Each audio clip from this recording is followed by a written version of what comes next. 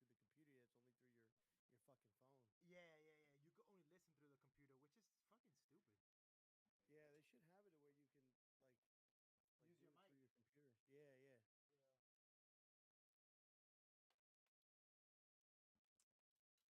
Yeah. Yeah. I'm upset. Sal didn't respond to me. He's not fond of getting DJ Moore, but Elijah Moore. We go from one Moore to another Moore. The DJ Moore, it's Elijah Moore. I'm not Hello? trading for nobody, man. Hello? I know What they you ain't trading. what you said, Sal? I mean, what you said, Rob? That you're mad at Sal because of what? I said instead of signing DJ Moore, we should just go to Elijah Moore instead of like maybe you know. But they ain't gonna be making. No, I don't think they're gonna make any trades. If we win the next 4 games, maybe they trade for a wide receiver. Well, if we win the next 4 Supposedly, games, we'll be out the trade deadline, so they're not gonna be able to make a trade anyways, because the well, trade Deadline deadline before is the 2 weeks. is in 2 weeks. 2 weeks. yeah, Exactly. I mean, like, yeah, that's what I meant.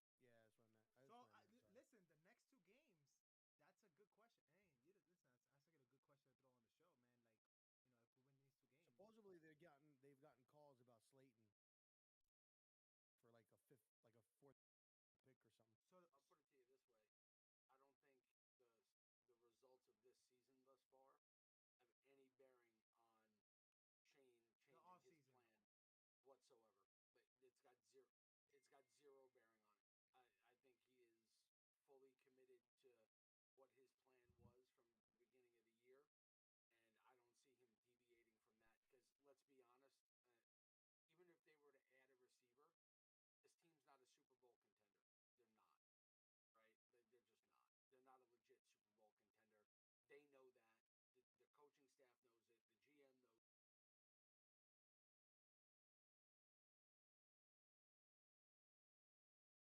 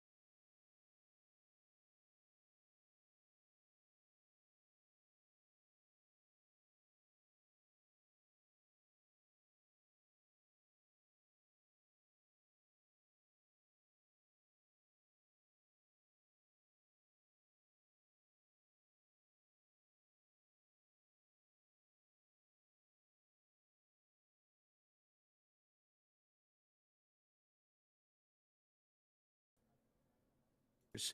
So when you don't have a defense that's out there on a regular basis, you're not going three and outs. You're able to make adjustments. You're able to have guys, and we've been going up against, pretty athletic teams. Christian McCaffrey, who's an athletic running back. They have a couple of guys in Green Bay. You got Lamar Jackson.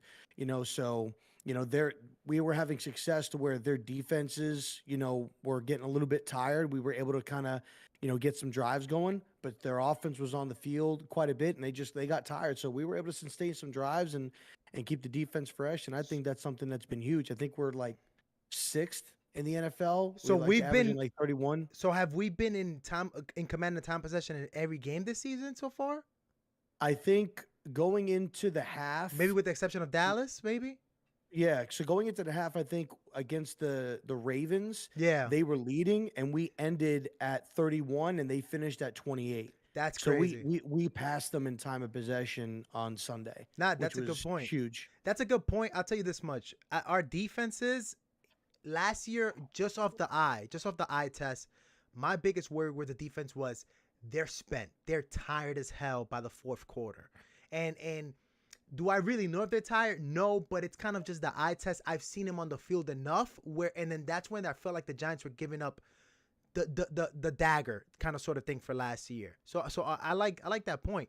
Mike, what do you think is, besides coaching, what do you think it's the reason why the Giants are 5-1 right now?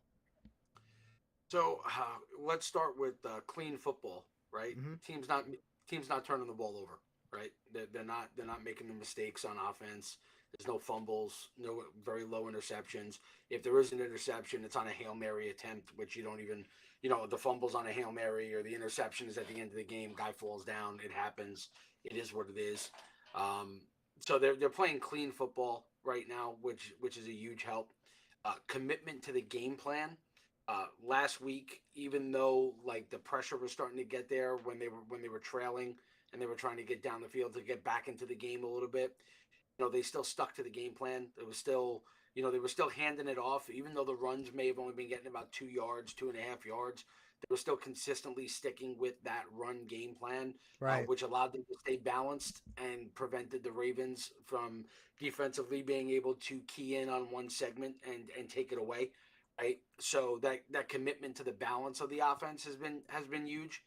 And then the other piece to it is defensively, our secondary has not really had to deal with any top flight wide receivers this year so far. So, I think the best receiver that we've played in CeeDee the Lamb? first 6 weeks is CeeDee Lamb. And quite honestly, Lamb cooked. Lamb was cooking that whole game. Like he had that one big drop where he was open on the deep crosser. Could have Right? been a touchdown. But he still came up big and made that one-handed touchdown grab in the end zone late Right. in the game. Right? Our secondary has not been challenged yet from a standpoint of having to go up against the better flight of receivers in the league. And going into this week, And you know, it looks like we're not gonna be challenged for a while, if that. Went up against DJ. We went up against DJ Moore too, from Yeah, Carolina. What we did, but do you think DJ Moore is? What do you think? Would you put him on the top 10 category right now in terms of wide receivers, Zero? No, but I would Okay. put him above CD. I would put him above CD Lamb. I think. Ooh, okay. Yeah, we'll get back to that and debate that in a minute. I would firmly disagree. That DJ Moore is better than What else? CeeDee Lamb. What else is new? But that's fine. That's fine. Maybe in Madden he's better, but I don't know about real life. But Right. when we get to it, so I think that's a big part of it. I think Christian Kirk actually presents a lot of problems Mm-hmm. for us in the Sure. secondary because of his speed, Mm-hmm. right? So you might Marvin think he's Jones- one of the he could be one of the better wide receivers that we've seen so far in the season. Correct. Yeah, Marvin Jones is just a big, reliable receiver that they The have old man. there, like that old man on the outside. Zay Jones is a sneaky good receiver, so like they're pretty okay in the core. It's not a great core by any stretch, but they're not terrible either. Right. For what we're going to face. So I think we're going to see that as the season wanes on. When we get to Seattle the week after, where we got DK and Lockett that we're going to probably be playing against at that point, and then you get to Detroit with Detroit's weapons offensively. Like DK will be the absolute best wide receiver that we've seen so far. Correct? Yeah, we're going I to think that'll be the continue best to tandem. see Yeah. this kind of escalate as the year goes on.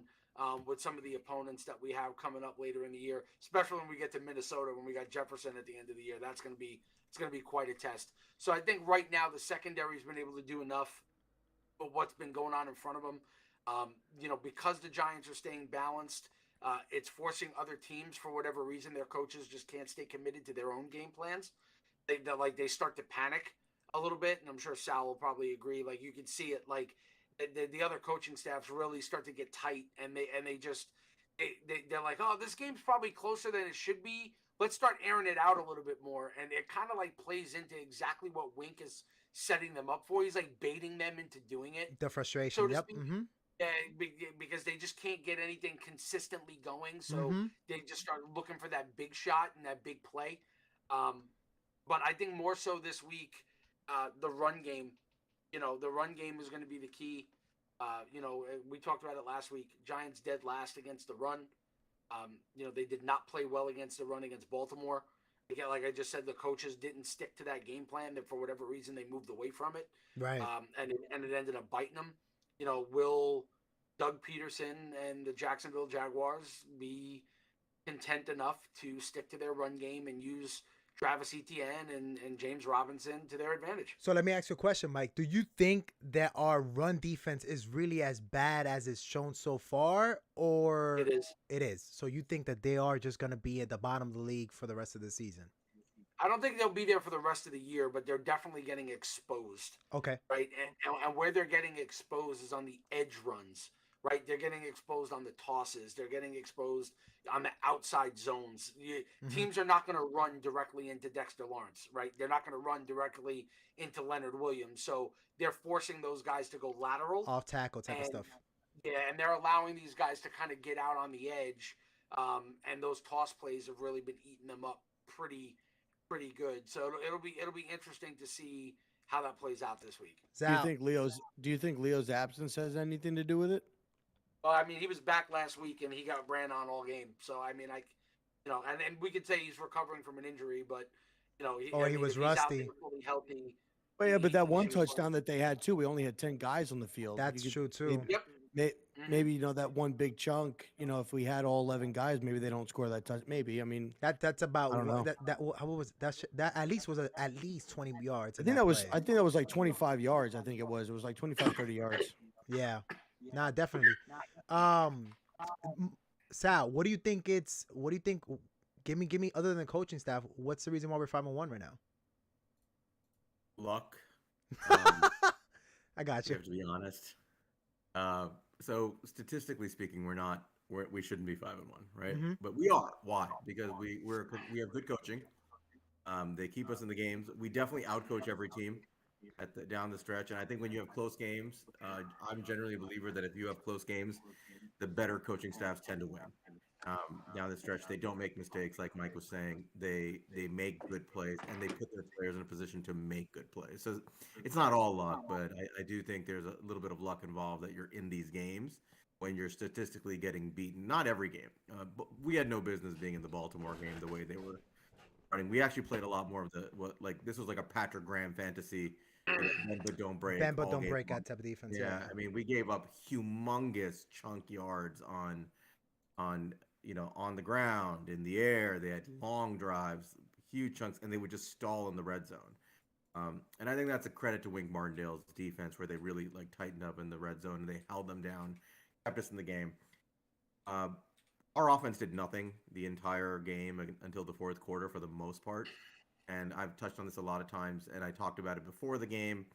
And I said that I think we're going to win the Baltimore game, and I think we're going to win because they're addicted to their two deep shell, irrespective of the circumstance. To their credit, they actually played one deep, single high most of the game for almost 3 quarters.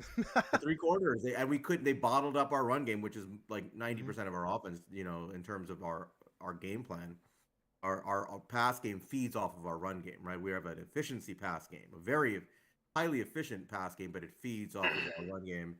And if you can't get the run game going, the pass game doesn't do much. And we couldn't do anything. And then in the fourth quarter, they abandoned it. You could watch the tape, and you can just go see they dropped back into their 2 deep shell for no reason. Didn't make any sense to me. They were up 20-10, and what they were doing is working. They went back to this game plan where they opened up the 2 deep shell, and against Cincinnati, they were playing 20 yards off the ball against the Giants. I mean, we see this week after week where teams are not respecting our pass game, and they're playing 15 yards, 10 yards down. But still, I mean, a 2 deep safety look is going to open up a lot of run game, and that's what happened. And to Kafka's credit, and Saquon said this after the game, he didn't change the game plan. He just kept running. Just keep going, and they kept pounding the rock, and it opened up the pass game. And to Jones's credit, he's been very efficient, like extremely efficient with opportunities to throw the ball. He's hitting guys open, and he made some big plays. I have to give him credit. He hit some big third down plays in that game, 2 third and longs on that one big drive, and he was otherwise very efficient. But like you stay in the game sometimes because of luck. And then you make the big plays because you're out. Your coaching staff puts you in a position to, and you're a disciplined team, and the other team doesn't. And I mean, to be honest, the play where we got the interception, think about the sequence of events, right? It is 2nd and 5 with about 3 minutes to go. They have a pass out to the flat. I'm forgetting the name of their second tight end who caught it, or maybe Oliver. Oliver, right? Was it Oliver who caught that ball? I can't remember. Yeah, that one. You're talking about the one before the one on the false start? Yeah. Was it Oliver? Yeah, okay. It was Oliver. So Adoree makes a great tackle. He comes from across the field, chases him down, tackles him just short of the sticks. It's 3rd and 1. 3rd and inches, really. And Lamar Jackson goes up, and he's just going to quarterback sneak it. And if he crosses that game's over, if he gets that quarterback sneak, because they're going to run the clock down, or it's close to over. Again, the legal formation, right? Again, the legal formation. Yeah. All of a sudden, it's 3rd and 6. Maybe it's the crowd. I don't know. Whatever it was, they were undisciplined. They had the penalty, and then the bad snap. The snap came early before Lamar was ready, and he's just chasing that ball, and he's panicking. And what he should have done was just thrown the ball away, live to fight another day, and he decided to make it too much. Yeah, he's made an insane throw. Julian Love did a great job baiting him into that interception. And to his credit, he got Lamar to make the mistake and take it. But just think about the improbable sequence of events that had to happen for us to get a shot at that game, right? Mm-hmm. And then Love returns the ball to the 14-yard line, right? So it gives us a nothing field, and we punch it in, which is great. But that game, I'll take it, right? It's a lucky win. I mean, I have no shame in saying that. You need lucky wins to have a good season. Lamar probably had his worst game of the season that game. He went 17 out of 32 in passing. That was an ugly game for Lamar. But you got to give credit to he was going against a top 10 defense.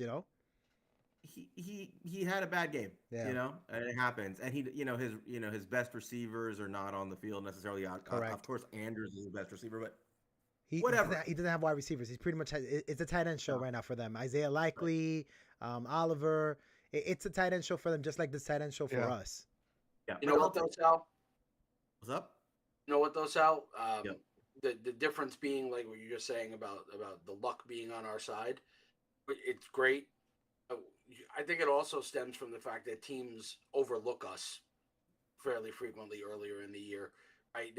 They're still trying to get a feel. Maybe. And I would suspect that moving forward, we're probably going to see teams have a much different approach. Like when they come in to play the Giants, it's not going to be, oh, it's the Giants, we should just chalk a W on the board. Where oh, it's going to be like this is no. We want to make this team. We want to give this team the loss. It goes from this is going to be our game that we're going to go ahead and blow out the Giants. So we want to be the team to shut up the Giants. I don't even think it's we're going from the get right game to. We don't want to play this team because we may be more talented on paper, but the way that they play is very challenging for us to find ways to win. So it's a fight for us to actually win those games. The Giants are such an efficient, well-coached, disciplined team that you have very little margin for error when you play us. That's the reality. We're not the most talented roster, obviously, right? We are deficient in a lot of areas, but this team makes very few mistakes. They're extremely well coached. They're disciplined. They maintain all of their assignments. it makes it really hard in the modern NFL to win when you can't count on the other team making mistakes, right? And I think a lot of the current NFL offenses and teams in general, their whole game plan is predicated on you're going to make a mistake, right? The entire concept of the Vic Fangio cover two shell is we're going to force you into the like just multiple throws over and over and over again. We'll give you that underneath route. Just take it. You're going to make a mistake. We'll bait you into a mistake. You'll throw an INT. That's And the it's, whole it's concept. not happening for us. And we're not making mistakes. Credit to It's just Daniel not Jones. happening. Credit to Daniel You Jones do on have- that one, yeah. You have to give so and I know we always have the Daniel Jones discussion about what he is, what he isn't. We have a good but- one coming up. Trust Right, me. and that's fine. But he is highly efficient right now with the football. Mhm. That's not saying he's great. That's not saying he's terrible. He's highly efficient. And an efficient quarterback takes the layups. An efficient quarterback doesn't blow the game up and cost his team the game when the layups are available. And that's sort of elite level game managing. I'm not saying that to knock the guy. I'm just saying it as a reality. It is elite level game managing. And It's like yeah, Jimmy he's G on taking what steroids. he's taking Yeah. exactly what's given it to him. You know, at the end of the day, Right, look, and so it's you- 173 yards. There's nothing Right. most you could say. He's taking what Right. the defense is giving him, and you know what? If you ask maybe 8 out of 10 QBs in the league, they don't want to take what the defense is giving them. They want to go ahead and make something happen, and that's when you make mistakes. When you make something happen, he's not Right, doing and that. there- and that's coaching, right? Mhm. That's coaching. That is Kafka and Dable saying to him, there may be a time and place that we want you to do something else, but right now your job is you're not going to cost us the game. And sometimes we're going to say to you, hey man, drive the ball down, make some plays. And in those handful of drives or handful of plays, you're going to have to make the play or we're going to lose the game. But we're not going to put this game on your shoulder. We're running the ball. We're a running team. I think that's the definition of an efficiency-based offense, and we're doing a good job of that, right? And Yeah. we're not putting up 30 points a game. We're putting up 20 to 24. That's good enough with the way our defense is playing. But I think it's a combination of all these things: efficiency, luck, good coaching. So we're 5-1, and I think this can continue against a lot of teams. I think there are a lot of teams that are poorly coached enough where we're going to win games that people think that we shouldn't win, and that's the way I look at it. That's not drawing conclusions about the future. Right. But the only conclusion I'm going to draw for that is we have one hell of a coaching staff. They know how to extract what they need to out of their roster. So we should all feel good about that. So I think go ahead. I go think ahead. one thing that I see very similar is kind of like how teams were playing the Patriots back when they were very, very good, right? I think teams went into the games overthinking and were trying so hard not to make a mistake that they made a mistake. And the Patriots were always capitalizing on them making mistakes. And the Patriots rarely made mistakes. So, and it's no coincidence, Dabes comes from New England. So he's Right. gotten that mantra where he's coached them on situational awareness, putting them in different situations, figuring out what they're going to do. And it shows. It's a similar, as Sal hit it on the head. Like they're not making mistakes. They're capitalizing on the other team making a mistake. They're going to count them making a mistake. And when you make the mistake, we're going to take advantage of it. And that's what they've been doing, and it's been working so far. So I see. Let me say this. I see Go ahead. some comments from like our friend TJ about luck is preparation. I agree with that. When I say Right. luck, right, I am not minimizing luck. right. I believe firmly that a lot of luck is preparation meeting opportunity. I firmly believe 100%. that. Yeah. So but when I say luck is that you can be really well prepared, and we are. You may not get opportunities to pounce on it unless sometimes you need them given to you, right? Mm-hmm. Lamar Jackson and the Baltimore Ravens gave us a lot of opportunities in that game in the fourth quarter, and to our credit, we took them and said, "Thank you very much. We'll take this win. Goodbye." We didn't necessarily have to beat them because we were better. We're not better, honestly. Like I think 9 out of 10 times we played them, they beat us. But that day we beat them. I And think we could say that about a lot of teams so far. I mean, not a lot of teams, but I definitely think we could say that about the Titans. We played Titans 10 times, and they'll probably beat us 9. We beat them that one time. You could say that about the Ravens. Maybe even about Green Bay, to be honest, depending on the day. Maybe not now. We've seen that Aaron Rodgers is kind of maybe not the guy that he was in the past. But two things that I'll touch base on. First of all, I'll give my reason. Kind of we're 5-1. it's not. I'm not gonna mention coaching, but I'm gonna say this: we're starting to see guys who we put the bust label on them, or they're not good enough to be on starters on any other team in the league, and we're getting a lot of contribution for them. One of the guys that I'm gonna mention is Julian Love, who I absolutely was killing throughout before this game, and I give that man a lot of props. Man, he has played his ass off. He's played better statistically than Xavier McKinney. And I mean, McKinney was coming out last year out of almost a all pro kind of year last year. Not saying that McKinney's having a bad year. McKinney's being asked to do a lot, and teams are staying away from McKinney. I realize this, but there's just guys that are playing up above their athleticism, above their own X's and O's, and you gotta give credit in the again, without trying to say the coaching staff, gotta give credit to them for putting these guys in the best positions, and these guys are delivering. You gotta execute. They could put you in the best places, but you gotta execute. Now, I wanted to touch two things on what Zero is saying. The first thing he's talking about is the Patriots. Well, if the Patriots, when they were this elite team, they had Tom Brady, and I forgot, there was an interview on ESPN or somewhere. I believe it was like the documentary that Brady had. And somebody was saying, like, the thing about Brady is that he would absolutely take everything that you give him, and he won't try to overstep. He won't try to reach at all. And this is exactly what, at the moment right now, this is what Daniel Jones is doing. Like, if the other team is just going to give me 150 yards, 170 yards, that's exactly what he's taking. He's taking 170 yards. I'll give him this, though. That's always been my problem with him, that I'm like, yo, dude, go ahead and just try a one-on-one. Try a deep ball one-on-one. It doesn't matter if even if it's intercepted, it's a long punt. Well, he's actually taking those shots now, even though they're not getting completed. So it's, to me, we're at a point right now where it's going to be real interesting to see the upcoming weeks with him, where, hey, what happens when those shots actually get completed? Because it's not always going to be incompletes. But can he keep this up? Can he keep this up of, listen, I'm okay. Again, the Giants has scored over 24 points in the last 3 weeks. I mentioned this in the spaces, and they could have scored, you guys pointed out that they could have scored even more if it wasn't for Saquon just pretty much sliding at the 2-yard line. So again, it's going to be really interesting to see what this team is going to do. And now we're 5-1. We're going against the Jaguars. Before we get into the Jaguars, guys, I want to say this. And let's play some what-if scenarios.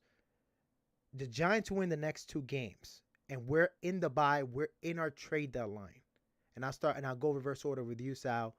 Are the Giants shopping, or are the Giants selling at the deadline? And if you think they're not doing anything, okay, Mike, Giants are doing anything if they're 7-1 at the bye week. They're doing anything? Nothing. No. 0. 7-1 at the trade deadline. Do you think they're doing anything? I think they're selling. You think they're selling? Who? Okay, not Shep. Slayton has been in conversations right now. He's come up that he is a possible trade target. Is that one of the guys you think that's gone by the trade deadline? Slayton or Tony? Slayton or Tony? If I had to choose one, it would probably be, they may do Slayton because it frees up cap space now. Mm-hmm. But if they're looking for draft capital next year, like going into the offseason, then it would be Tony, because you could probably get a late 2 or a 3rd for Tony potentially right now. So real quick, I just want to give a quick shout out to everybody in the chat. TJ, man, thank you for dropping by, brother. I see that you piecing out for now. I appreciate it, brother, for coming through. Dan, shout out to Manny, one of our co-hosts is on the chat right now, man. Shout out to everybody who's joining us right now on the broadcast. We appreciate y'all. What would you think that we would get right now for Kadarius? Like, and what would you be okay with trading Tony if somebody if a team calls us that they want Kadarius Toney? Right now, maybe a 3rd. Like maybe a 3rd right now. You think a team will give a 3rd for Tony right now? A wide receiver needed team. Maybe like Green Bay. I would say Green Bay, Kansas City, Green Bay, but they don't make trades like that. Mhm. I think a team that's looking for a wide receiver, that maybe suffered an injury, Arizona potentially, because they just lost Marquise Brown for the year, even though they just traded for Robbie Anderson. You don't know how that's going to go. Somebody you could probably get a third for him right now. Okay. Sal and Mike, would that be open to trading Tony if the team called? We're not getting a third for him. We're not But getting a third that- for him. I don't think so. It's just, so the guy, we would take a third. You would take it in a heartbeat. I'm assuming. if I got a top 100 pick for Kadarius Tony today, I would take it. Top 100 pick. So top 100 right, pick so would be the third round, fourth round. like- No, third round, like the top 3 rounds. You're not getting it because there's no history of essentially first round busts getting that kind of return at any position, unfortunately. So, and right now he's whatever you want to call him, injured, whatever. A player who doesn't play is a bust until he's not a bust, right? And so I don't see what value he has on the open market. Now, I mean, maybe some team gets desperate and says, I really, really need a wide receiver. I remember the 2 games this guy did something in, and I'm going to pay for him. But that's really. But if Robbie Anderson, who's healthy, was a 6th and a 7th, why the hell would I give up a third for? Well, that's what I'm saying. A team that teams that are going to do that are teams that are trying to win now. They don't necessarily care if you're on the rookie contract or whatever. They want a productive wide receiver before they're giving up something. So I don't know if you're getting anything. I think the best bet for Kadarius Toney is he's got to play. He's not going to play till after the deadline is passed. Our deadline, I think, is the deadline's like when are we? November, three weeks ago. November Bye 1st. week. Right, and November so 1st. he's not going to play, right? I mean, he might get in the. I don't think he's playing this week. He's not. Maybe. He might play the Seattle game. Right. I think maybe the Seattle game. I think more likely they're going to say they're going to let him rest until after the bye. I think that's what's going to happen, to be honest. And that's 0. I mean, the man has 2 receptions for 0 yards this year going into the trade deadline. What kind of return do you expect? Somebody might. I mean, I'm a GM for another team. I'm picking somebody up from the streets, and I'm trying to see if, what's going on in the streets. If the Jets want to give us, what about the Rams? More. No, if the Jets want to swap, they don't want to play Elijah Moore, and they want to give us Elijah Moore for Kadarius Toney because they just won't play him. Okay. That kind of trade I can see happening or something like that. But other than I think the Rams would go after OBJ first. They'll try to see if they can bring in OBJ first. I mean, if they can, then maybe. I really think the best thing with Toney is if he ever wants to play and gets on the field and he's able to play physically, play him. And he's a phenomenal trade. He's phenomenal trade bait if he has a good second half, right? Then you got a guy with 2 more years of control, season. Possible 5th-year option. And if he has a good second half and he helps us win games, and Joe Schoen is like, okay, he's hitting peak value. I need assets for the draft. And somebody says, okay, I'll give you a 2nd round pick or a 3rd round pick for the guy. I think that makes more sense than trying to dump him now. So we're going to right now the Jaguars, and the team. Look, just give you a quick scouting report on the Jaguars for what I see so far. They just look like a better version of us, at least athletically. They run the ball, and they run the ball in reverses. They run the ball in misdirections. They're running the ball outside. They're running the ball inside. It's not just with their main running back. They have 3 running backs. They had Hastings break a crazy run for a touchdown. He's lightning fast. Nobody's gonna catch up to the guy. The guy actually breaks a run. I think they're wide receivers. So they have the wide receivers that they're athletic enough. They're running a lot of crossing routes over there too. I see them pretty much. They're in these bunch formations. They have a lot of RPOs going on, and the RPOs is not like Philadelphia was running them back when they won the Super Bowl with Peterson. It's more now like it's kind of basic stuff like flats. It's guys sitting on like wide receiver screens. Ingram has been involved in a lot of wide receiver screens and stuff like that. To be honest, this is a game where I see it's going to take this is where you bring in Landon Collins, to be honest, because it's sideline to sideline football that we're going to need. And we've seen already so far Jalen Smith show that he's capable of go sideline to sideline. but we need even a faster guy next to him or a guy that can match that speed. And I think that's Landon Collins. Not saying that Tate Crowder's not fast, and Tate Crowder I don't think Tate Crowder has lost snaps yet, even though I think that he's gonna get faded out as the season continues. On defense, our linebacker, it's gonna be the linebacker show. The linebackers can secure tackles, they can make tackle. They're gonna make their receptions because their receptions are gonna be at the line of scrimmage, 2 or 3 yards above the line of scrimmage. We're gonna need our linebackers to ball out. On offense, we can kill them the exact same way that we've been killing everybody, which is the crossing routes. For some reason, they're a heavy blitzing team, but Matt Ryan, I'm sorry, I saw that Matt Ryan game, and Matt Ryan doesn't have an arm. Like, he beat them just throwing crossing routes up the middle of the field.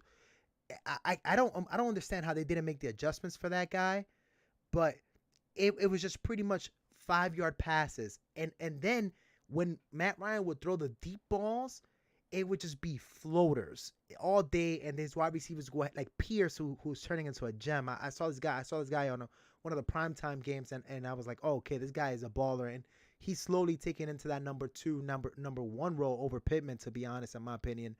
But I think that this is a game, honestly, that I'm expecting the Giants. This is my game, in my opinion, that the Giants need to dominate. And so far, the Giants haven't dominated any game. They've shown that they just don't get it right in the first half. But I'll start with you, Zero. What do you see in this game against the Jaguars? What are your keys to this game? They have to do well against the run. You pointed out, they do well with running the football. They did a phenomenal job last week against Indianapolis. So we have to try to control the run game. And I think a similar game plan for this week needs to be similar game plan we had the first 2 weeks, is control the run game, control the line of scrimmage, and force Trevor Lawrence to try to make decisions. And right now he's been lacking of that. He's turning the ball over.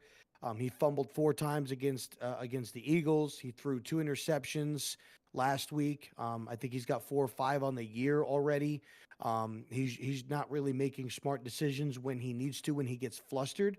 So I think you let Leo, you let Dex control the middle of the field, control the run game. Mm-hmm. I don't know if Aziz is going to be playing or not, but send KT, send Ward, send O'Shane, and let them get after him. And the other thing too is that their offensive line allowed Trevor to get sacked 4 times last week, and Shaq Leonard, I don't think played, and he's probably their best pass rusher. Mm-hmm. So I know they got Kwity Paye, and they've got Armstead there, but I think that Armstead is a better interior lineman than it was interior. I think Dexter. Yeah. I think that Lawrence is better than Eric Armstead right now. I think he's playing better than Eric Armstead. Right. And they need to just get after Trevor Lawrence and force him to make bad decisions. And I think we need to get another turnover. We need to get more fumble, interception. We need to take advantage of that. I think KG's going to have like 2 or 3 sacks in this game. I definitely agree. I don't know about Tibbs, but I'll definitely say that the inside, and this is where I saw a lot of the sacks given up Lawrence on that Colts game. It was interior linemen, or it was at least stunts towards the inside. So it was his pocket breaking inside, and he just didn't know what to do. He just pretty much panicked at that. So I like that, man. I like the interior of our defense coming in big. Mike, what's good with you? What do you see in this game? Just keys to this game, bro. So my concern with Jacksonville is that they're going to run a heavy amount of wide receiver screens in addition to just running the ball directly at us, right?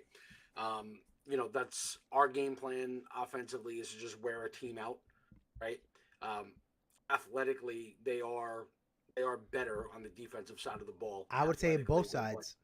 Than what we are. Mm-hmm. So the concern is going to be, how disciplined are we going to stay? Like you're talking about Tibbs getting a bunch of sacks. I think there's going to be more batted ball opportunities than there will be sacks in this game. I like that too. I don't see them being able to get to him quickly enough, because I think Peterson is going to adjust quickly to getting the ball out of his hands as quick as possible, right? And they've got the playmakers at the skill positions that can make guys miss, have the speed to kind of take advantage there, right? So I'd be a little concerned. I'd be a little bit concerned about that. I think the key for us to finding a way to win the game ultimately is just going to come down to, do we not make mistakes? Like the Giants do not, they are not in a position as a team right now where they can overcome mistakes. So if they make a mistake, it is like, for us, it's like someone else making three, right? Like it's a monumental thing if this team makes a mistake. They have to, for us to win these games that we won the last couple of weeks, it had to be perfect football and then a perfect storm of other events that resulted in us winning those games. We didn't just go outright and just beat on people and win those games, right? We're not beating people the way Buffalo is beating people, where they're just stomping people out, right? Like these are games where we're meticulous, we're efficient, to what Sal said before. They're hyper efficient, and they're not making the mistakes that will cost them the game, right?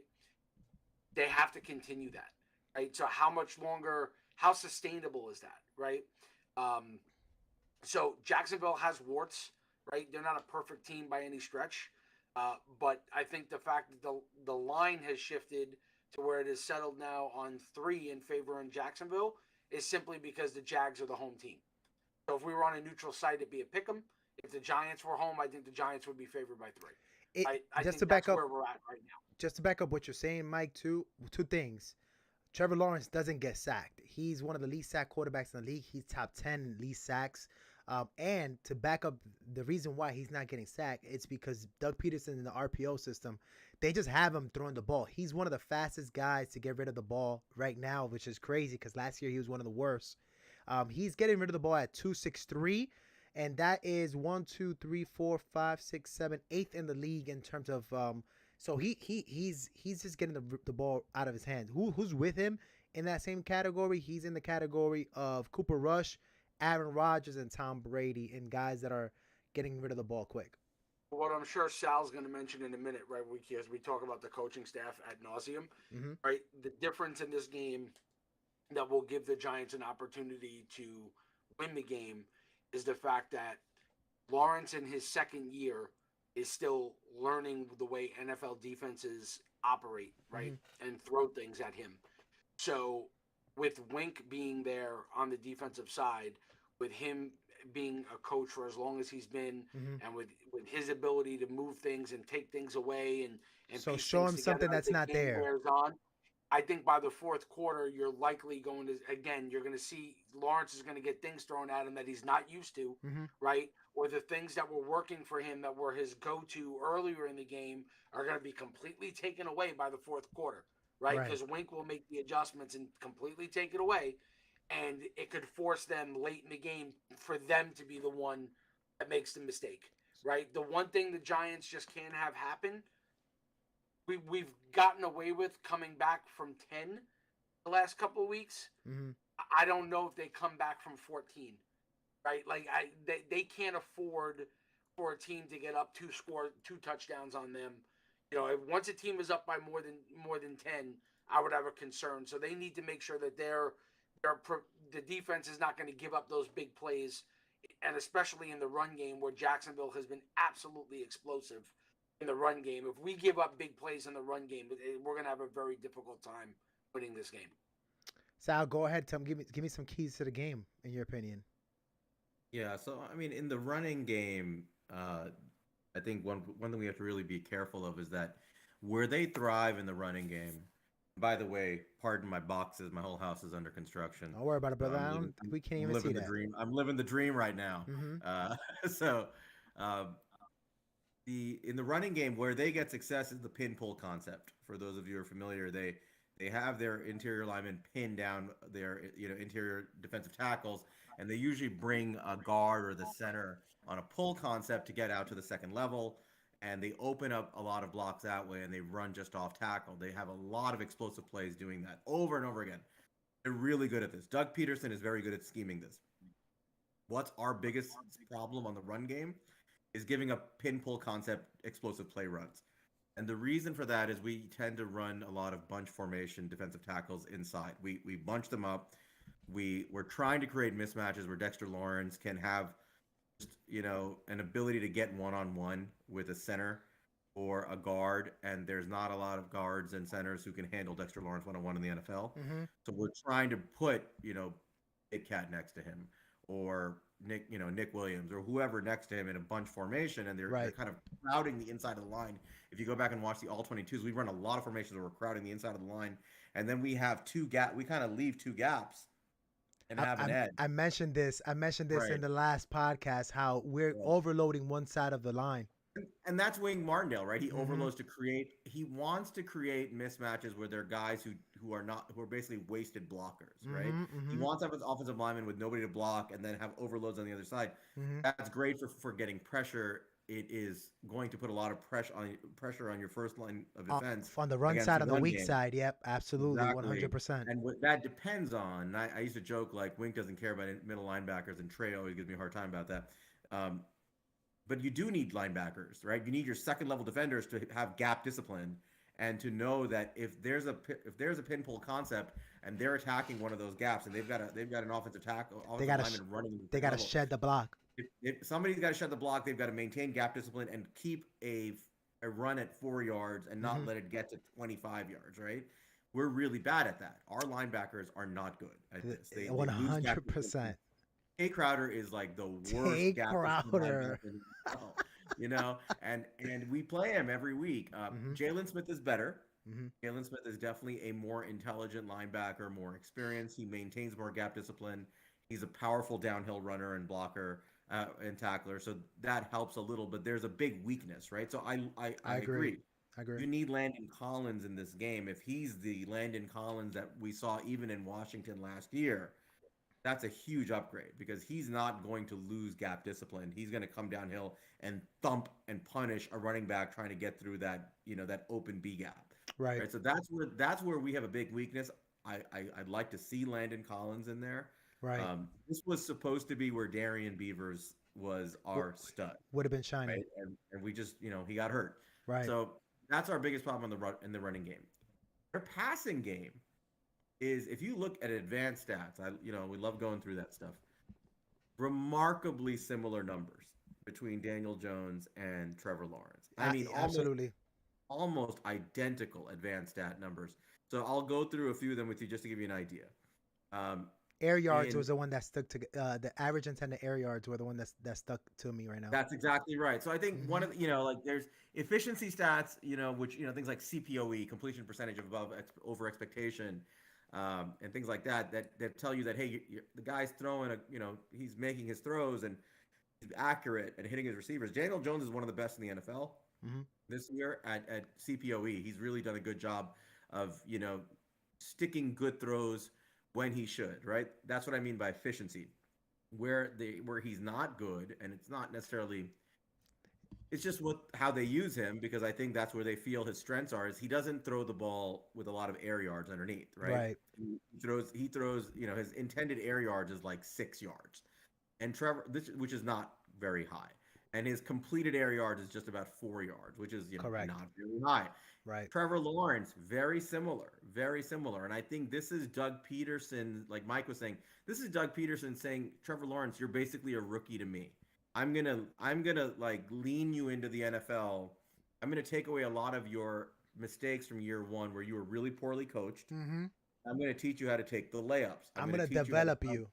I'm gonna develop you. You're not throwing deep balls as much as you probably did at Clemson, or as much as you want to. You've got to learn how to take the layups first.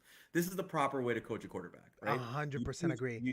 You teach them how to game manage first. You teach them how to learn to take what's given. But what that leads to is good efficiency stats and low air yards, because you don't want them airing it out constantly. You don't want them beating you. Mm-hmm. Daniel Jones and Trevor Lawrence, very similar in efficiency stats. Where Daniel Jones is better is that he has better CPOE. Trevor Lawrence does not have that yet. He's not as accurate as Daniel Jones. Trevor Lawrence also does make bigger throws than Daniel Jones, so that affects that also. But in general, Yeah, will- but you it's will it's see not even very that similar- big of a difference to the point where you No. should be in the same level as Daniel Jones. You're gonna see these guys game manage. On It's golf. gonna I be mean, really fun to see because I was saying this all week in the spaces, and I'm glad that you brought up. And I'm sorry for interrupting you, Sal, but I'm glad you brought up the analytics behind him because I wasn't even looking at that. I was just looking at tape, and I'm like, yo, this guy reminds me of Daniel Jones so much. It's Daniel Jones 2.0 when I'm looking at right now, and I'm looking at the short passes. I'm looking at RPOs. But what I'm also looking at, it's things like he's holding on to the ball in situations where they shouldn't hold on to the ball. He's So, not getting yeah. away from the sacks when he should get away from the sacks. He's Well, doing, I- I'll tell you this much, he's doing that a little bit better than Jones in my opinion. But the completion percentage, again, that's on Jones, and Jones is blowing him out of the water in that aspect. So he does where Lawrence is definitely a lot better than Jones is his time to throw, right? He Mhm. does not hold on the ball. He's at 2.6 seconds. Correct. Jones is still over 3 seconds. He still holds that little, Dan Schneider mentions a lot. He does that little, tap the baby before he throws the ball a lot. Right. People don't think about it too much, but that's a half a second, right? And that's all it takes sometimes in the NFL for a DB to read your throw and take advantage of you. Mm-hmm. It hasn't happened much yet, right? But it is if you're looking for a big red flag, like this is a danger zone for Daniel Jones and going into the rest of the season, it's his time to throw is still low. And as defenses learn what our offense is doing, you're going to see more guys jump routes, right? And that's always a risk. He's got to get faster. Lawrence is faster than him, but Jones is about as efficient. He's definitely a little bit more accurate. I think you're going to see very similar passing game offenses. Even the running game, they're very similar. But I think we have a big glaring weakness in that we need to stop those pin pull concept runs, because if I'm Doug Peterson, that's how I'm establishing control of this game. I'm doing those concepts and I'm getting chunk yards until the Giants linebackers prove to me that they can stop it and I can't get yardage out of it. If we do stop it, and I think we will actually, so we'll get to predictions whenever you want, Tony. But Right. We'll do it after this. yeah, but I do think that if Landon Collins plays, we'll do this and we'll stop it. I think you're going to see very similar game plans, back and forth. Same kind of run styles, same kind of passing offense. And I'm interested to see what the analytics look like after the game. But going into it, these are almost like mirror image offenses. Who's gonna do better? The same exact pretty much game plan going on. I agree with you 100% on that. Before we get into game predictions, kind of want to just talk to you guys something that Rob and Mike, we were talking about in kind of like before the show started, and it's pretty much on. And remind me real quick because it was really freaking interesting. I just kind of not sure if it's exactly what we were talking about. We were talking about Daniel Jones, and we were talking about keeping him next year, and we were kind of saying the contract or why we wouldn't keep him or something like that. And Mike, I'll go to you. We were talking about. I would say that we would sign Daniel Jones, and if we like, why can't we give him like a 10-year contract, $10 million deal if we were to sign him kind of next year or something like that? Because it's backup money. So, being realistic, He wouldn't settle for backup money. Not just that, but like we throw things out there, like, well, we'll be the team that gives him an opportunity to be the starter, right? Right. Like that kind of gets thrown out there, right? Like he'll get the opportunity to be the starter. Here's the problem with that: if he's going to be the starter, he's going to want starter money, right? Like there's no. If you're him, you just got turned down, right? So think about this for a second. Put yourself in Daniel Jones' shoes, right? And Right. Rob, you can do the same thing. You earned your keep this year. Let's say everything continues and he's playing exceptional football. Gets us to the and NFC Championship. Whatever it is. Right. And now they're gonna say that he earned another contract, right? Right. So if I earned another contract, It has to be why, the same level as why my in fifth-year God's green option. earth would I take anything less than the $25 million you took away from me by not picking up my option? That makes sense. Why would I do it? I wouldn't, right? Second, if I play that well and you don't want to pay me that money, Somebody will. there is definitely going to be a team somewhere else desperate enough to pay me that money. Okay? Mhm. So I'm going to get paid. Washington could pay him. Mhm. Okay? Washington could be a team. Maybe that out of could pay him. spite. The Colts could be a team that could pay him if Right. they move on from Matt Ryan. Just Which basically it looks like it. Yeah. a younger version, right now of, Mhm. for a game managing position. So New Orleans could be that team. Like there'll be plenty of teams. The Saints in particular, because the Saints have no first round pick. Okay, and the Mhm. Saints are in a really bad spot. Right, so that's another option that's kind of like lying out there, right? So there will be teams that will bid on him in the market, where you're not going to get a situation where it was like Jameis Winston goes 30 for 30, right, and then gets $1 released, million. signs as a backup, and then ends up being there at the time that the best quarterback the franchise has had retires, Right. and they've got no plan, but he also has no suitors because he was a backup the year before, And he so got no hurt. one's I think it was. right, and nobody's clamoring for him to get paid starter money. Mhm. So he takes the whatever deal that he's going to get, and he's grateful for it. Blah blah blah, and off we go. Right. So financially, it's not going to make any sense for them to be able to retain Jones, barring them just giving him an extension that's long enough where they're going to be able to limit his cap hit so that they can continue to build up the roster. But then you're talking about the GM and the head coach are now tied to To his this guy. performance Right. moving forward. They're basically saying, you're our guy, right? You're the guy. You're the guy that we're going to put our careers on the line with. You're that guy, Right. right? I don't know if that's something that we should expect as fans, barring, and I said this before the year, he had to look like a league MVP. Right. Doesn't mean he's got to win the MVP. Right. But he's got to play at a caliber of a level that Where he you're would like, be damn, he's gonna leave you saying, damn.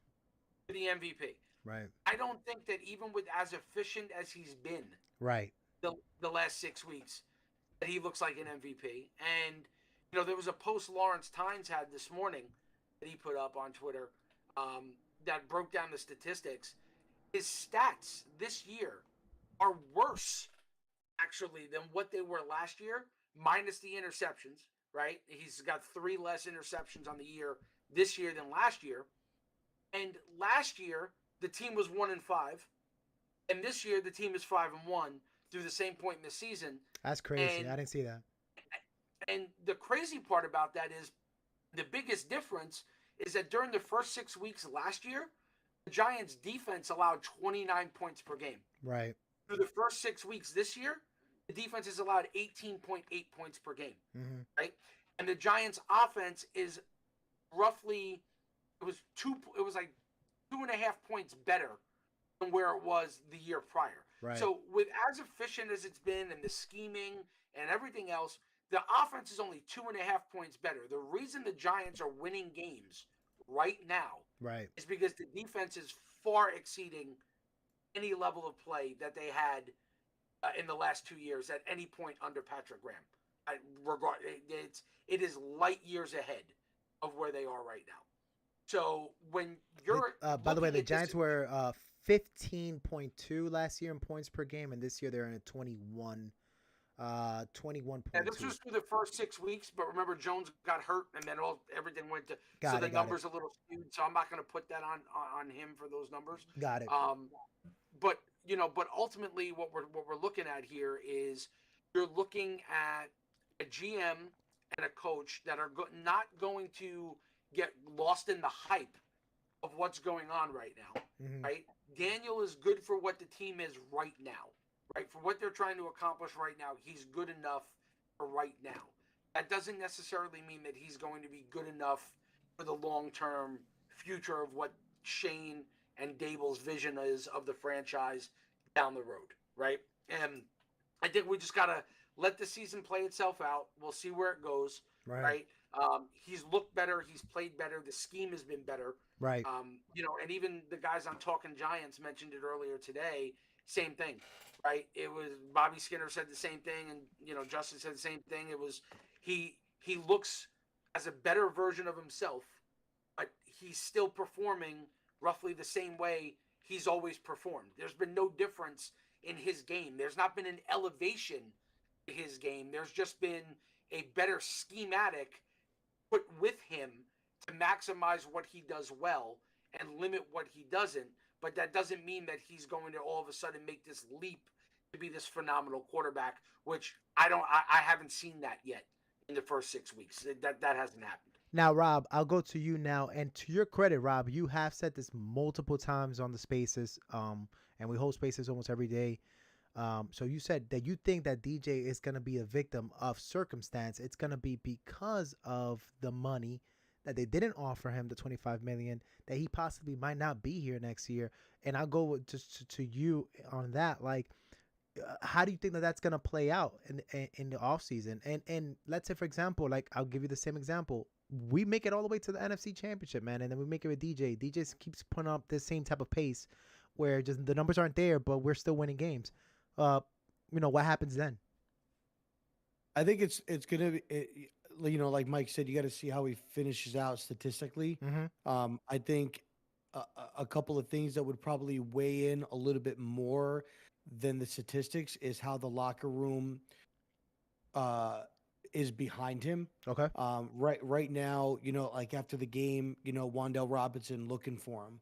That was the first guy that he was going after. Right. I think if he's earned a lot of the respect of the guys in the locker room and they can sense that the team is rallying behind him, that would make it a little bit more difficult to not bring him back and just turn it over to a guy like Tyrod who hasn't been on the field battling with them. Not saying that they don't support Tyrod or wouldn't support Tyrod, but he obviously hasn't been playing, so, and there was a reason why they let go of Tyrod in Buffalo was because, he didn't meet what they were looking for as far as like their quarterback. I think that Daniel offers more than Tyrod does from a quarterback standpoint. Okay.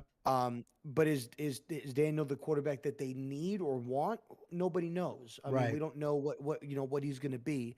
But I think in your example, if they make it to the NFC Championship game, it just makes it a little bit more of a difficult decision for them. I do feel like at the end of the day, he's going to be a victim of circumstance. And, listen, he was dealt a bad hand. The ownership, the GM, the coach, it didn't work good for him. And unfortunately, his development, went downhill for it. The best thing that I said this, probably about a month ago, is the best thing for him is to learn from Brian Daboll and from Mike Kafka, raise up his self-confidence as far as who he is as a player, as a quarterback, to make him feel like he belongs in the National Football League, and let him take that, to wherever he goes, whether that's into next year with the Giants or whether that's onto another organization. And another thing that I feel like will also play a part is what free agent quarterbacks will be available next year, where teams are going to be drafting, what teams are going to be looking for quarterbacks. I agree with Mike. I don't think that he would potentially take less than what his fifth-year option would be. So do you say, hey, let's run it back for one more year? They offer him a $25 million contract. They try to make it as comparable for them and for him as possible. Because the Giants are looking for a quarterback next season. They only have Taylor in the acting contract right now. Exactly. So do you bring him back and you give him the 1-year deal, and then you take your first round pick and you go get a lockdown corner that's coming out of college? Do you take your second round pick and go after a wide receiver or an interior lineman? Do you beef up the line, or not the line, but do you beef up the team a little bit throughout the draft? And then next year, you say, okay, now we're going to go and we're going to get our guy. And you take your 2024 assets, maybe you take your 2025 assets, and you go after the quarterback that's coming out next year's draft, which is, from what I've heard and what I've read, are some pretty good names, just as good as the names that are coming out, if not that are this year, if not better. Wow. And who knows, if AR stays back a year and comes out and maybe he gets, some more tutelage and improves even more, he could become a top pick next year in the draft if he stays back. Who are you talking about? AR. Oh, Anthony Richardson. Okay. Anthony Richardson, if he stays back. So that's something that they could do. If they could get average or slightly above average gameplay to sustain the offense, that way they can focus on other areas. They may use him as a bridge and then bring in the guy that they want. And then, maybe turn it over to Davis Webb and they make Davis Webb, a backup, or they go after a veteran in free agency, somebody like that, like a Mitch Trubisky, or if he's available, or somebody that they're familiar with, they could do that. Will it happen? I don't think so, but we'll find out what happens at the end of the year. So there's a lot of seasons to play out, correct? We know this, but the Giants are right now just the trajectory is just going up right now. Honestly speaking, one of the things that I've said it was that the Giants are going to be good this year, but in large part is to obviously, and we said this 100 times, it's the coaching staff, but it's also the schedule that we have. We have one of the easiest schedules in the league, and so far it's playing out to the Giants and it's exceeding everybody's expectations. Let's say the Giants are drafting one of the top four. They're one of the top four, top five teams in the bottom of the draft. If you want to say, so they're making it deep into the playoffs. Well, what does that do for the Giants? And what does that do for Daniel Jones in the offseason? Doesn't do anything. I mean, I don't think a good general manager is going to base his decision on an expiring quarterback rookie contract on where he's drafting. What would you like to see, though? That's a situation. That's what happens with that. When you do that, you get Blake Bortles, you get Ryan Tannehill. And, right? and you sink for your next season. There is a large body of evidence that half-assing your quarterback decision is never good for your team. There's just I understand that people like to, and this has been the big discussion today about, oh, maybe we can offer him 1 year or 2 years. There are a lot of reasons why that's historically a bad idea and why it probably doesn't work under the cap. I made a couple of posts about it today. I can run through them right now real quick. Number one, historically, the quarterbacks that you are not kind of sold on as being franchise guys, but you give them the extension, but you want to keep them because you're afraid that you might get a little worse if you lose Ryan Tannehill or if you lose Blake Bortles. Your chances are you're probably catching them at their peak, to be totally honest. Okay, and you're not going to see them rise above that, right?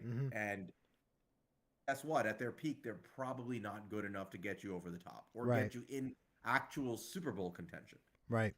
Playoffs, but they're probably not going to be able to go into a game against Josh Allen and win that game, right? Or Patrick Mahomes and win the game. And believe it or not, that's the bar. People say, oh, well, you can't compare it to them. I'm not comparing the quarterbacks to those two. I'm saying you need to be good enough to have your team able to get in those games and have a shot to win. And unfortunately, these guys don't. Number one, that's the issue. That's a big problem. From a cap perspective, the reason you want to know if your guy's a real franchise guy is because if you look at the contracts given to franchise quarterbacks, they're not 2-year deals. They're not 3-year deals. They're 6-year deals, 10-year deals. Why do you think they do that? Because they have to guarantee them a lot of money, and they draw that cap number out over several years. Yeah. And they usually they don't necessarily backload those deals, but they sort of midload them. Okay, so like when Josh Allen signed his $240 million deal with 100 and whatever million guaranteed, his first year cap hit, which is actually, I think, was it last year or this year? With last year, it was $16 million. Nothing. Very friendly. Next 2 years, $40 million, which sounds like a lot. It is a lot. It's not a lot when you're that kind of quarterback.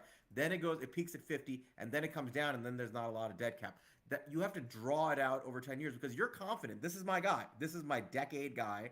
I can commit money to this person. I can draw the guaranteed money over 10 years. That gives me spending flexibility to keep building a roster around this person for the majority of his contract to be in competition. If you're front loading that money because you have to front load it, right? If you're getting a 1-year deal or a 2-year deal, there is no backloading it. That makes sense. You're taking on the full cap hit right away. So guess what? Your somewhat limited quarterback now has less resources than Josh Allen does to build a roster around him. Okay, so then what? Okay, let's say you did it. Then what? 2 years down the line, what are you doing with that guy then? What's your plan for your team? You haven't been able to add the free agents you wanted to. You haven't gotten over the top. And now you're looking for a rookie quarterback? Or are you going to pay that guy big money now? Because chances are because of the contract you gave him, you did not put yourself in a position to win. You probably didn't win a Super Bowl. You probably didn't get to a Super Bowl. You're probably not even in competition for one. What are you doing exactly? What's your long-term game plan by offering? Amazing. That's amazing. There's none. There's zero, and teams do it. I'm telling you, teams do it. Bad organizations do it. Joe Shane is not a dumb GM. He's not a bad No, GM. He not did at not all. come here to follow the Indianapolis Colts playbook. He did not come here to follow the Tennessee Titan playbook. So or the far, he hasn't shown us Washington- anything that he's on that type of time. He is extremely disciplined. Right. He has given out one contract since coming here. One. Mark Lewinsky. One contract. Every other contract has been a vet minimum deal. Just think about that for a second. All the players we've seen come and go, nobody has gotten more than a vet minimum deal other than Mark Lewinsky. This is an extremely disciplined man. So to me, there's no in-between answer here. It would be absolutely general manager malpractice to say, I'm not sure, so I'm going to do a 1-year deal or a 2-year deal. No.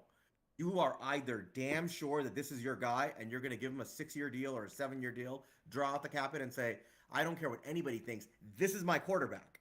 This is This is my amazing. quarterback, This is and the nail I'm in the banking coffin, my to be career. honest. This is so good. Right.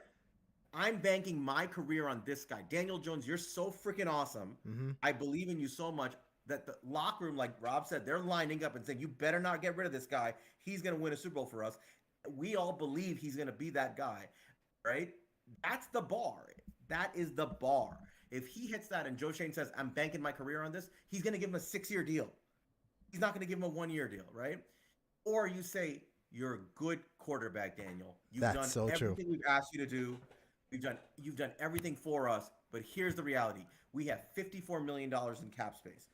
We're going to cut Kenny Golladay and designate him a post-June 1st cut. That'll Right. get us up to 68 million in cap space. We're going to spend 10 of that on our draft class. We're down to 58 million in cap space, right? We're going to have to extend Xavier McKinney, who is entering his 4th year as a second-round player, does not have the ability to get a The 5th round year, option. right? He has a $2 million salary next year. He's going to, a top 10 safety, and he's a top 10 safety. He's looking at a $15 million salary. Even if you draw it out over 3 years, his cap hit's going to be in the territory of $10 million, okay? We've got to add in another, $8 million there. We're down to Sign $50 Dexter million, Lawrence. right? Dexter We've got Lawrence, yep. Dexter Lawrence is in his final year. Now, we may not, now that's a guaranteed money next year. So they don't necessarily have to do anything with And that they next probably year. But we won't. have to pay him for the future, right? Right. Andrew Thomas is represented by Rock Nation. He is probably going to go into the offseason as a top 3 offensive tackle. He's Top going to 3 get left paid tackle, like the best right? tackle. You know what those guys get paid? 3 to 4 years, up to 5 years, $23 million a year. He's guaranteed. If they extend Andrew, right, his new contract would not take place until after they exercise his 5th-year option, correct? If they did that. It depends, Rob, on how they want to do it. If they want to draw it out, Because if like they that, do it then earlier, then his they signing wouldn't be bonus will. affected. Yeah. But a fragment of a signing bonus and his roster bonus will. So you're probably going to actually add cap numbers there, right? Guess what else you have to do? This offense runs on Saquon Barkley. Let's not forget our Franchise tag best him. player. You have to, at the minimum, you have to franchise this man. There's another $12 million. What are you By the down to way, now? I don't think 30 Jones million? plays on the franchise tag. Right, you're like $30-something million on Saquon Barkley, right? What else you have to do? Yeah, it You would be have to- $30 million. You need about at least $10 million What's of the- operating capital, right? What's You the need 10 transition tag cost? You're not going to transition tag him. It's a little bit less. It's not enough to not get compensation. So you're going to give him the 12 and a half. It'll be million more than the negotiated. No, I mean like would they franchise tag Saquon and transition tag No, Jones? Dan, No, I a lot agree of with money you. goes It's going to be down. crazy this offseason. Yeah, let me finish this and I'll explain why not. So you're down to like in the 30s now, right? After Saquon, Andrew Thomas, Xavier McKinney, Dexter Lawrence, your draft class, you're in the 30s now. What do teams want You as still haven't operating even hit income? free agency. What do teams want as operating income? Just basic money to operate during the season. At I think it's least 12, 10 to 12 million, right? right? Look at what Joe Shane is having to do because he didn't have that. He had to add void years to Leonard Williams. So we now don't you're have a down to lot of 20 cap million. space, man. I Right. thought we had a lot of You're cap at- space. You are at $20 million, 20 to 25 million. You haven't signed a free agent. You haven't signed a you fucking haven't free dealt with agent. Julian Love. You haven't added in an offensive lineman. You haven't done any of the other stuff. You are gonna be at about 20-ish million or less in operating capital. Where are you paying Daniel Jones in this? Shit. Right? No. It's not. So is it possible? Sure, anything is possible. But why would you do this? Yeah. What's the point of it? Why would you do it? Right? Either he is your franchise. Either this guy put this on his back and we go on a glorious fucking Super Bowl run, right? Either he does that and every man lines up like it's the end of the movie Rudy, and is like, no, he's playing. He's my quarterback. Right? Either that happens. He's like, whatever. I gotta give this guy his 5-6 year deal. Or you say, thank you, Daniel. You've done a great job. You're gonna get paid. You're gonna get paid You're gonna somewhere get else. paid. The Indianapolis Colts have $25 million in cap space, right? And they are gonna pay. Yo, you that Jim. money. Jim, they're gonna here's your clear- QB right here, Jim. Right, they're gonna clear another $20 million, and they're gonna pay. You're gonna get paid. By the way, the Saints have negative $65 million, so I don't think they can pay Daniel. Right. But the point is, but who knows what they'll do? But the point is, some team is gonna offer Daniel Jones money, which he will deserve, and good for him. This is a professional business. They pay to get played, right? Yeah. He's I in his don't last year. think He's in his prove-it year, and he's proven it to the league that he could play. Right. He could be a starter somewhere. Right. To me, I don't think it's gonna be us. The only way it's us is if he literally develops into that superstar level franchise quarterback, Right. and takes us on a run where we just find him indispensable for the next 5 to 6 years. That's so crazy. What's this $25 million TV bonus that everybody's talking about that's going to hit? Is that even guaranteed? Like, No. what's the And what is it's it? already being factored in. I know a lot of people in the spaces talk about it, but that's being anticipated as the cap going up next year into the $220 million range. So based on cap projections, really it's 2024. And the Giants right now would have a massive boost. It's like 90. It's like $90 million or something like that, right? No, it's 180 million or something. Yeah. It's actually 175 million due to the reduction in players that would be on the roster. So you got to figure after guys get signed, you're probably looking at somewhere around 110 million dollars in available space going into that year. So when some of the guys that Sal mentioned, right? Like, so if Andrew Thomas is finishing as a top 3 left tackle, he's going to get paid as much, if not the same, as what Trent Williams is getting paid right now. Trent Yeah. He Williams probably is would get paid 34. more. He has to get He's paid right. Paid more. more. So think about this though. So Trent Williams is getting $29 million a year against the salary cap, right? Yeah. That's what that player is going to cost. Was that his first year too, Mike? Was he making 29 his first year, or was it like team? No, he got paid. Oh well, that's his second big contract that he No, got. the second big contract. But the point. So like, the point but like Sal was saying, A like better comp, Tony, is Laramie Tunsil, who's on his first big contract, and I think he's making an average annual value of like $23 million a year. He's third. He's third on the list. but are these guys also like Trent tackles? Williams, Bakhtiari, Yeah, they're and left then tackle. Tunsil. Tackles are making like quarterback money, right? Wasn't Whitworth making like 40 million? At the end, he might have been, but like Yeah, on maybe- average annual value. The Yeah. other thing to what Sal's point was, when he mentioned about like Josh Allen and like salary. That's what I'm structure, saying. right, Are they figuring doing it out. QB friendly? Are they doing left tackle friendly deals? Because the other thing that happened with Allen, right? So they extended Allen early, Right. right? So they extended him early. Allen's cap hit last year was What $10 million. 10 and then 16 His this cap year. hit this year. 16. This year. So is they didn't 16 do million. his 5th-year option. They just extended him. They didn't even They give just him. extended him after year 3. They said, "No, this is the guy." So they we're rolling got with him before he even blew up. So he cost them less than he would if they would have signed him a year afterwards. Right, because they forecasted what They he saw was him. projected to be, Right. right. So the thing with that though is that so Allen this year is costing Buffalo 16 million. against the cap. Right. Next year, He's going to next cost year, 40. Allen's number jumps to 36 million. Okay. Right. So that's a $20 million gap. So being realistic, The window closes at that point. Buffalo has to win the Super Bowl Yeah. this season because there will be players on their roster That's going to be who gone. will not be able to sign. retain Right. the following year. So Tremaine right? is guaranteed gone. But when you have a quarterback of that caliber, even when you lose players at other positions, You could your do team more can- with less.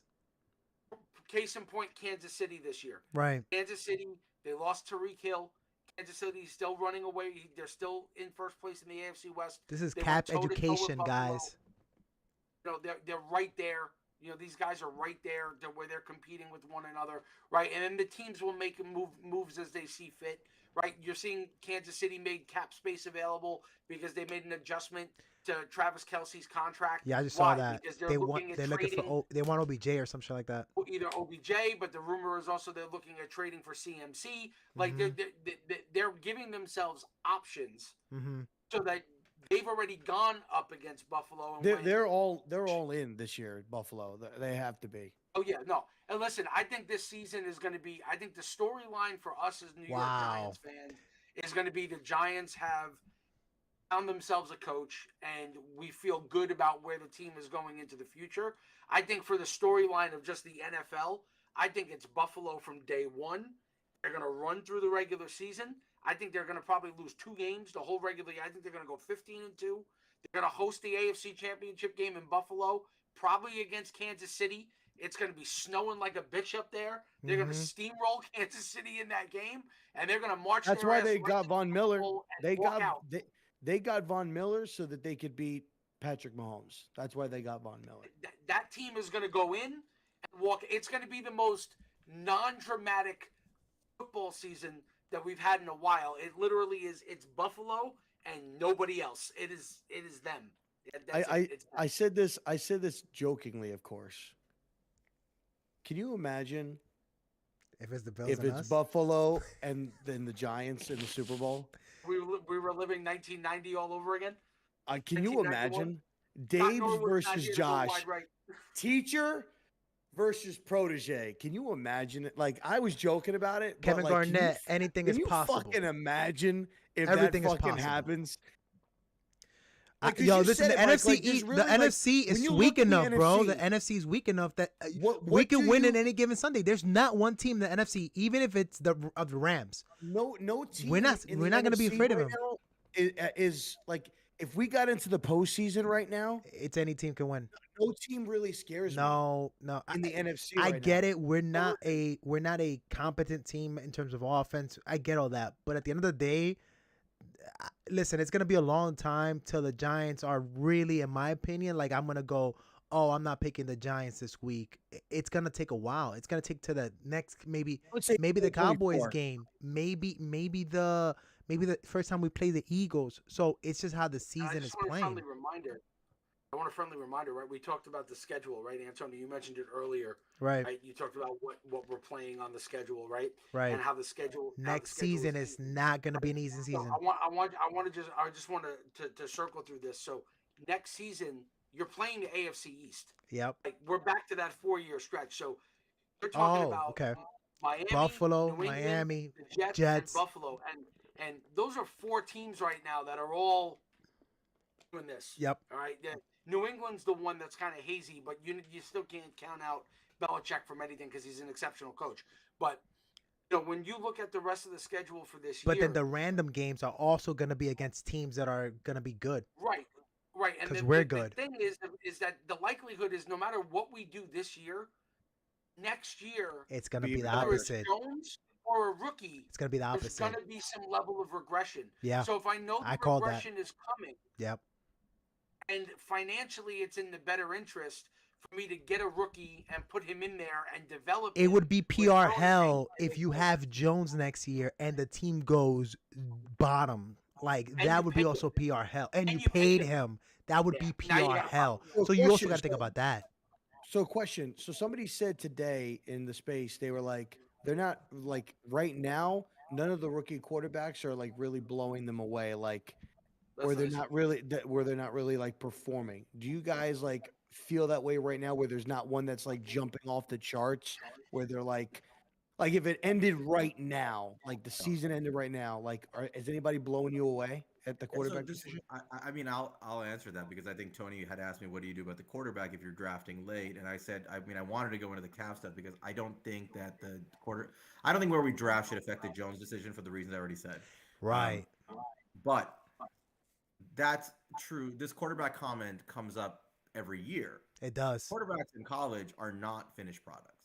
They're the most finished product ever the 2 most finished products that we ever saw coming out of college. I wonder if it was one of the guys that I like. Peyton Manning and Andrew Luck, right? Okay. The third most finished product was Trevor Lawrence, who's I loved Joe Burrow. When I saw it at college, I was like, holy shit. But Joe Burrow was the 29th ranked quarterback going into his final year at LSU before he blew up in college football preseason rankings. He rose up the rankings, right? So right now, are there finished products? There's no such thing. C.J. Stroud and Bryce Young are clearly like the upper echelon quarterbacks in the class. And I know you're gonna touch base on this, Sal, so I'm gonna even throw it right now. Randy right now just said, "Don't you guys think that Dable could get the most out of any other quarterback? Yes. That can So- what he's doing, Jones." So here's what I think is going to happen. Let's just assume that Jones plays like this the rest of it, which is good. Right. But maybe Joe Shane says we're not gonna keep you. You go your way, whatever. I think you And they're today drafting. Right. sealed like that conversation. Like it's not possible. And as much as I want to believe we're drafting 28th, I think it's more likely we're drafting 18th.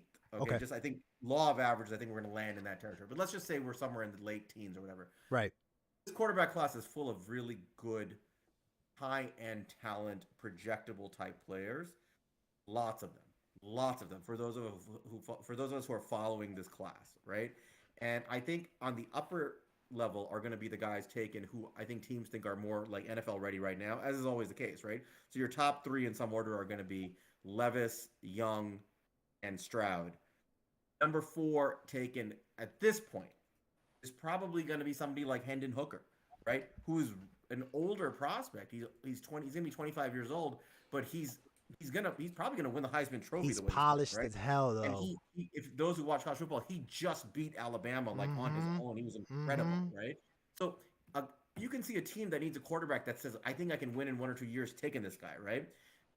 Then you get into what if he declares the guys like Anthony Richardson, and then you get even further, and you see other guys who may or may not declare, like Cam Ward. You have the kid Michael Penix out of the University of Washington, who's a really good prospect. He's had injury concerns.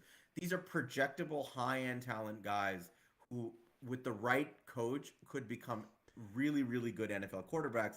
And I do think what we're likely to do is swing on upside, right? I think Joe Shane and Brian Dable are going to want to swing on upside.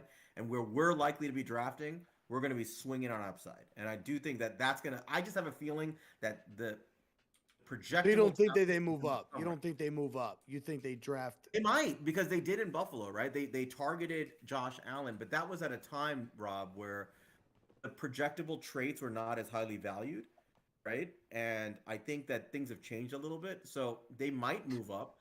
There also weren't a lot of guys like Josh Allen back then, right? There was Josh Allen, Lamar Jackson in that draft, nobody else who was anywhere near that level of talent, and that's played out, right? There are more guys, more high-level athletes who are playing the quarterback position who are coming out now. You're definitely seeing that. So I think they're going to get their hands on a projectable quarterback in the teens. That's my guess. And the combine is going to make everybody fall in love with somebody. You know how it is. It all goes all over the place. But I do think all that shit, yeah. Now, if they fall in love with C.J. Stroud and they want to go get C.J. Stroud, they're going to have to trade a lot to go get him. They could probably do what they got to do to go get them, right? If that's what they want. Mhm. You never cheap out on the quarterback. Just like you don't cheap out on the contract for the quarterback, you don't cheap out on your quest for the college. On the way to get him. Right. So I think that I wouldn't be worried about this. I think enjoy the season, see what Daniel Jones does, right? See how we win, see what he is at the end of the season. And if he has convinced his teammates and his coaches and his general manager that he's a franchise quarterback, you got to give him the long haul. then you treat him like a franchise quarterback is my point, right? Mhm. If he hasn't, probably moving on. And you're going to draft somebody is my guess. There's no toe in the water after this season. There's no it's either 2-year you're all- deals. You're basically Either all in or all out. Yep. DJ's getting a 6-year deal or he's walking, basically. at the end. Yeah.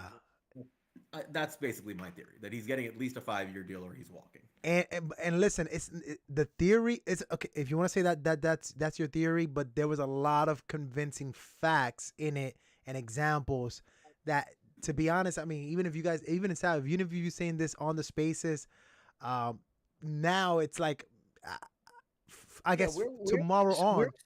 Chat breakdown, Right?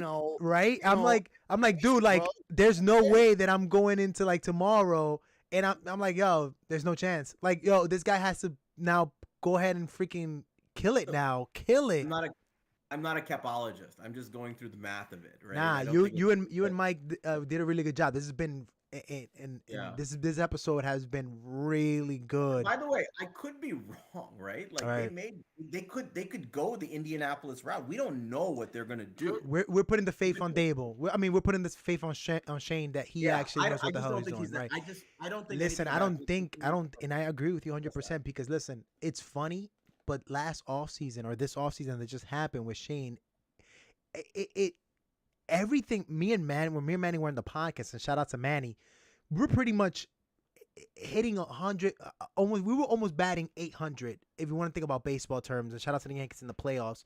But everything that Shane was doing, we was even predicting it, or stop, like we was even predicting it, or we was even saying like, hey, this is what he should do, and this is exactly where he went. Like the guys he was going to cut. So it's like I think that common sense is back in the GM room for the New York Giants. I don't think that he's going to hit us with a curveball. I think if Dave Gettleman was here right now, he'd be doing everything possible to go all in on this season after a 5-1 start. He'd be looking at 100%. Trade every deadline. draft pick, every future pick to get guys in here to say we're going on a run. Daniel Jones is going to take us to the promised land. He'd be going all in like no tomorrow on everything, and he'd burn it to the ground. And then you know what? You'll end up with a year where maybe they get just close after all of that and they miss.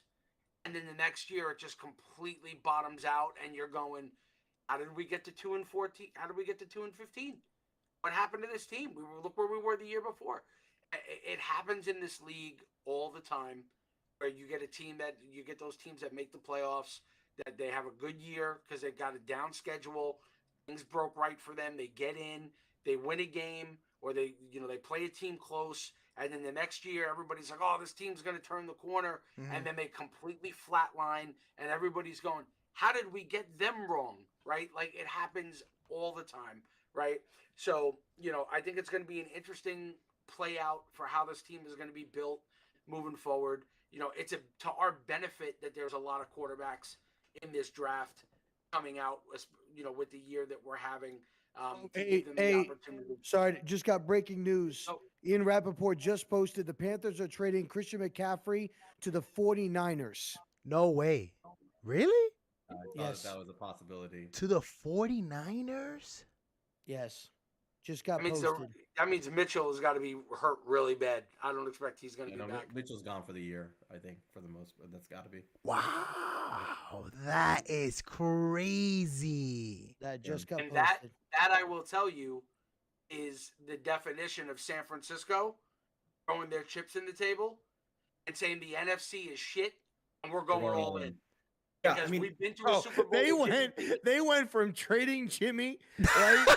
That's what I was thinking right now. To nobody buying him, to being like, all right, I guess we'll keep you, but Trey's our guy. And dude. we're You're all gonna in run with the you. field." Say this, though. Breaks his ankle. Jimmy, take us back, please, Jimmy. Take us back. I'll get you McCaffrey. Take us. Well, I think the 49ers are the best team in the NFC, and I think they were the best team in the NFC before this trade. And I think they're clearly like the best team in the NFC now. Like, I know their record doesn't say that, But Bro, they are think loaded. about this right now. You've got Debo and Christian McCaffrey. I get it, but that's the thing. Okay, That's so when nasty. Debo is in the backfield, you're gonna put McCaffrey as wide receiver. You're not gonna put both of them at running back in the backfield. I mean, because that's not. They're But think winning. of- They're I want you to winning think that about something division. crazy They're right now. winning. They're winning that division. The running system that the 49ers run, Mm-hmm. that is the Mike Shanahan system, Right. He's gonna flourish. the best running system Right. ever created in the NFL. Right. okay? Right. That zone running That scheme zone run, is right. by far. No, I so get you. You are now taking a player of McCaffrey's caliber And you put him in the and backfield, putting right? him with a line that is hyper athletic, Right. that runs a zone scheme that you're going to allow this kid to pick holes. We're gonna see the and make best moves. McCaffrey we've ever seen. And I'm going to be clear about this. This is a move that's made because John Lynch's job is on the line. Because they traded 3 1s to get Trey Lance in here. What do you give? Lance is What Lance do you is think hurt. they're giving Carolina for McCaffrey? They haven't announced it probably yet. it's got I to be don't- the 2. I don't think it's been. It hasn't been. It hasn't been announced. It says in exchange for draft picks. So I bet you they got like a second and a fourth or something like Probably that. second, and maybe Yeah, maybe a conditional or whatever. But yeah, the they point got being on this is that if you're That's Lynch, insane. if you're Lynch and Shanahan, where you just spent 3 ones to get Jimmy G's replacement, right? and that guy doesn't play his rookie year. And he gets hurt this year after being given the job, right? Yeah. And you're looking at the landscape of the NFC, and you're going, Wow. you know what? F These it. teams are pretty fucking bad, and we're like, we could probably get back to another Super Bowl with Jimmy G right now if we just had a little bit more. So they're doing they the go and opposite make- of us And so now- far. And it's possible now that you'll see the 49ers represent the NFC in the Super Bowl. It's very possible Mm-hmm. that could happen. They're going to at win this that point. division. They're going to win With that what it is. division. Oh, they're going to run away with the division now. They're going to win the Literally. NFC. I don't even think it's close. They're going to win the NFC. I mean, I think they're very balanced, and Jimmy G's highly efficient, and he can take them to a certain level if he's healthy. That's just a really good team. D'Amico Ryans might be the best defensive coordinator in the game right now. No, I love Wink, and I'll always say he's number one, but D'Amico Ryans is knocking on the door. Dan said he wouldn't play Madden right now because he's only gonna see people pick the Chiefs and the Niners every time. I'm calling it now. It's going to be Giants, Niners in the conference and championship. NFC championship? game, Here we go. and we're going to lose. And we're going to lose. Yeah, we're gonna get our teeth kicked in. But if we That's make the it, but if game we make it that far, that's okay with me. I'm cool. And listen, that's even if we make it in at 6 and we get a wild card game or something. Oh no, we and have even- to now. Like Rob, at Rob, that point, that's the minimum right now. Like right now, the I think minimum we're is winning- I you think got to we're get the winning last right pick, now. I the think last unless we spot. just bottom out, Right. we're winning a minimum of 12 games. A Yeah. minimum of 12 games. I would say the minimum is 10. Still, the minimum is still 10. 10 to 12. But 10 to 12. the minimum requirement is that you only get the games 7th that I see seed. us losing is potentially Philly twice Right. and Dallas. Everybody else, like Vikings kind of sort of scary. Indy don't scare me. Maybe even with the Vikings, I think that's Right. still 12, right? 11, 12. Yo, let me get y'all out of here, gents, because y'all got a family to go back to. So and we're almost running on 2 hours here. So I apologize on that behalf. But the podcast has been amazing. So thank you, Zero, for coming through. Mike and Sal, man, this shit has been amazing. But let's go ahead and talk predictions for this week. Sal, I'll go with you first. What is the score prediction for this week? I think that Vegas continues to be wrong on the Giants. I understand. Love By it. the way, I think Vegas is doing what they're supposed to be doing. The They're supposed to Giants be are looking to covering win. every single game almost. Like it's crazy. But they're because they're looking at analytics and rosters and running through algorithms, and they're saying this team shouldn't win these games. Right? Yeah. And that's kind of how it is. It's hard to account for lack of mistakes, good coaching, things like that. Doug Peterson's a good coach. We're coaching better. Trevor Lawrence is a very efficient quarterback. Our quarterback right now is more efficient. They have a good running game. Our running back is better. Mhm. Our running game is better. They have a good defense. Our defense is more opportunistic and makes bigger plays in big spots. So I think that this is actually a pretty tight game, but I don't think it's tight all the way through. I think it's a game where we lead most of the game, but we're kind of like just staying just ahead of the Jags, and I think we win it by just under a touchdown. I'm going to say Giants 23, Jags 17. So before Mike goes, I just want to give a little nugget right here. If you have gambled on the Giants for this season, you have not lost money this year. You have not lost money this year. The spread right now for the Giants, the record is 3-0-3. So you have pushed 3 times, but you have not lost money. That is insane right now. Mike, give me your predictions of this week. So, looking at this week, I want to pick the Jaguars, but I can't. I mean, I can't pick against them right now just because the way things have been going for them. The luck is on their side.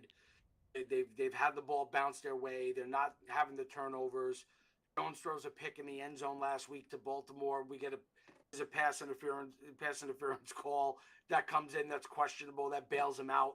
They play Carolina. He throws a pick 6 right to the guy's chest the guy drops the ball. Like, it just seems like everything that could go right for the Giants It has is.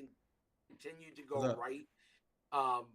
So I'm gonna end up picking the Giants this week.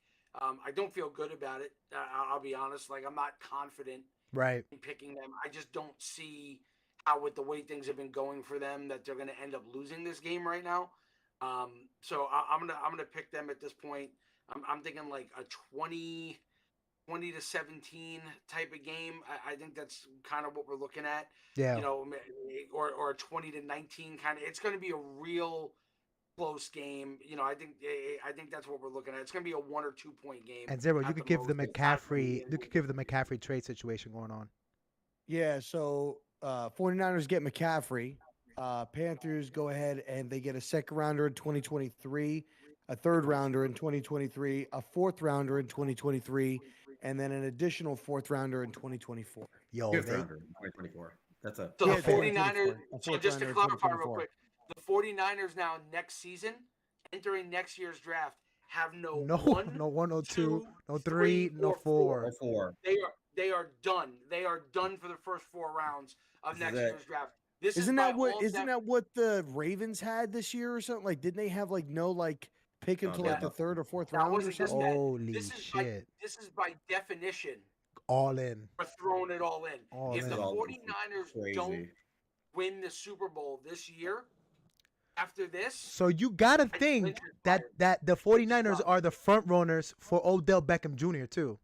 John's I good. wouldn't be John's gonna be on the phone tomorrow. Hey, what would you take for DJ Moore? He's gonna try to get DJ Moore. I'll take them all, baby. I'll take 'em all. They give up a lot, but they're going in. They're going all in. and I'm going to tell you though, for If Carolina wins, OBJ ends up in the 49ers, I am gonna be fucking So- sick. He won't go to 49ers. to be clear though, the biggest winner of this Panthers. is Carolina. Panthers. And the reason why it's 100%. Carolina next year They're gonna be resetting. is going to enter. Carolina is going to finish as one of the worst 2 teams in football. Okay, so They're bottoming out. Everybody- They're gonna be in the top 5 in the picks. Top 3 in the they're going to picks. pick top 5. They're going to get a new coach. They're going to get a new GM. They're going to get a new quarterback. Yep. Okay. Yep. They got rid of a bloated running back salary Yo, that they were they going to be hamstrung by. you can't fire that GM anymore. That GM just saved his job. Correct. So you're talking about now going into next year for Carolina. They've got a young building block at left tackle. They've got young, good defensive players in Derek got a Brown rookie and quarterback. Burns. And say that again, Rob. They're They got gonna a rookie have quarterback? a rookie quarterback. No, They have they've a got rookie one. quarterback? Who? They drafted one. No, They no, no, drafted no, one. no, no. They're gonna get They're another gonna one, draft bro. one. They're gonna get another one. They're going to draft a quarterback. How was their still- guy? How was their guy? No, that's the Commanders guy, right? And what did they get for Anderson? Was it a 6th and a 7th? A 6 and a 7th, yeah. So they got a 6th and a 7th. They're gonna next have year. they're gonna have enough picks. Bro, They're probably gonna keep selling out their team. So if you're a Panthers fan right now, you're happy as hell right now, bro. If you're a Panthers fan right now, I'm telling you right now, if they get this upcoming draft right for them, this is Right. a team that, because of where the NFC is in the landscape of quarterback aspiration, I and still don't not think they could a go lot of from bottom to first next season though. 100% can. You 'cause think so? Brady's going to be shot. Brady's going to be shot. They're already Brady's gonna be seeing it. gone. Oh, you think in the Atlanta- division itself they could go Oh, they yeah, could go no. last to They- first. Yeah, I agree They're with going- you. But they're gonna go but last are they going to first. be a? What I'm asking you is, well, it also depends. I guess their coaching, because coaching I'm is. going to tell you who they're. I'm going to tell you right now. Ready? Here's the bridge Peyton. quarterback. It's Daniel Jones. Daniel Goes back to Jones North- is going to be a Goes back Carolina. to North Carolina. He goes back to North Carolina where he went to He Duke. will be their bridge. They will draft a rookie and sign Jones to be the starter initially, and he will be their bridge. They have, He will be the bridge. but they're gonna cut Baker and they're gonna. Now we would get a. Do we get that third concession? But for next year, we'll get Do that we for get next it year. for 2023 or do we would it be for the next It's year? 2024. 2024. You get it the year Okay. after. Yeah, You get it the year after. But if you're Carolina, yeah, that's a move. That's a move. That's a move where I could easily see that being the case, where they turn around and go, okay, we've got this loaded roster. That's We're so gonna draft funny. a rookie. You got to think And Burns and here we DJ are. have to That's be. They have amazing. to be shopping those guys too. Burns, DJ. Right. The insanity of this trade is it just reeks of Kyle Shanahan, who really runs that organization. And this is the kind of stuff that Hey, it's fuck them picks type of season in the NFC West. this is this like shades of Mike Ditka trading his entire draft class for Ricky Williams. Like it's that kind of insanity. You don't see stuff like this. They broke discipline. They're drunk right now, They- man. They doing that trade It's drunk the, right it's now. the right. dog with the coffee mug with the whole apartment on fire. Right, Shanahan's I mean, sitting in the middle right now while imagine- everything around him going, it's fine. With all due respect, imagine doing all this just to run into Josh Allen, who's going to smoke you in the Super Bowl anyway. And that is what they're. One of my best friends, is a 49ers fan, and he's. Yeah, I mean, this is just amazing. Like I this is like disgusting trade. I'm sorry. Like good for the Panthers. But Yeah. John Lynch and Kyle Shanahan should be fired on the spot. I don't think Shanahan will though. I think Shanahan is such a good coach that I got man news like for you. They don't win the Super Bowl this year, they're fired They're on both the spot. they're both Yeah. they're both fired. both fired. It's Yeah. over for both of them. Shanahan Done. gets a job tomorrow. Then I tell you what. Shanahan I- becomes I the don't- head coach in the Panthers. Out of both of those, How crazy would that be? out of out of both He set of those up his guys, future. I think John Lynch stands a better chance of keeping his job. Than Kyle Shanahan does. No. Lynch is a pawn, bro. He's gone. He's gone. Yo, Lynch is going to be gone for Adam Peters anyway, so I don't know. I don't know what this is, but like this is crazy. I mean, I guess they're going really all in, and they're hoping that somehow they're going to get to the Super Bowl, and they've got some magical game plan to stop Josh Allen or Patrick Mahomes. But my God, CMC is you couldn't beat us. You're going to beat Josh Allen, it's crazy. you know? To be fair though, he did have Matt Rule and Ben McAdoo. That's and- true. That's true. Right. It's a different scheme now. He's going into a premier I know running the back pod's getting scheme. long. Yeah, I know Zero. it's Give me. long, but CMC's not. He's not at Saquon Barkley level. Okay, he's No. not the old CMC right now. He's a good player. He's Yo, not- you know he's what not- though? no, I don't know what quarterback is that. I don't know any running back that is that haul. Derrick Henry at his peak shouldn't have gotten that. Sal, it's That- gonna be interesting to see what Shanahan is gonna do with this guy though, because he's gonna scheme the shit at this stuff. If Like, CMC got it's gonna that, get- gonna can get you sick. imagine if we traded Saquon. Saquon? Like Oh, what we would so get? now we know what Saquon is worth though. No, you're only worth what somebody's willing to give you, and obviously the punch drunk guy in the room was John Lynch.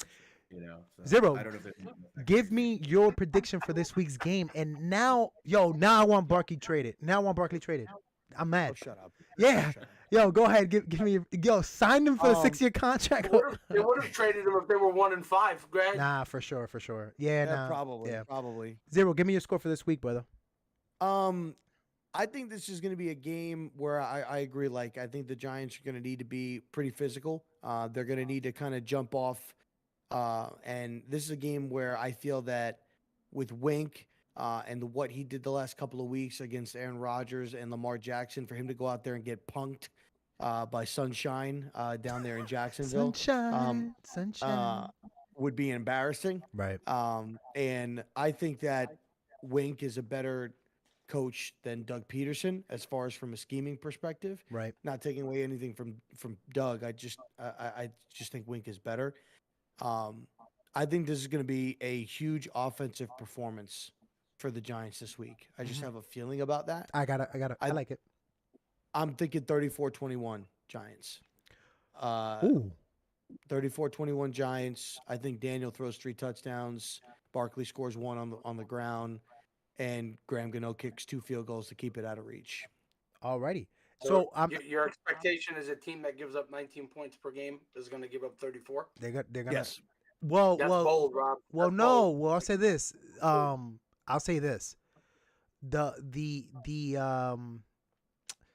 The Jaguars have the last 3 games given up over 25 points per game. I think they're like 28 points per game the last 3 weeks. So they are, again, the Giants are going up and the Jaguars are crashing down. We've been scoring 24 plus points the last 2 or 3 weeks, or last 2 games. They've been allowing 27 plus the last 2 games. Yeah, I'll tell you right I now. know. So they have allowed right now. They are 25 points per game allowed. Their season average has been 19 points, but they're giving up. They're a mess right now. And then their last game, they gave up 34 points in their last game. So, and that was to Matt Ryan, who doesn't have an arm. If Matt Ryan with a noodle arm could throw Yeah. for 300 yards, he threw the ball 62 times. So I'm not gonna jinx it. I'm But not gonna jinx it, and I'm not gonna say because I said that we're gonna have statement games, and we've won those games, but we haven't made a statement yet. So I'm gonna just say this is gonna be a 17 points for the Jaguars, and we're gonna score 24 points. At 24-17 game, the Giants win this week. Right now, I can only think about what the hell. I think Wandell is gonna have a big game. Let's hope so. Let's hope so. But yo, let me wrap this up, man. And this has been an amazing podcast. Zero, go ahead and plug in your stuff, brother. Go do me the honor. I appreciate that.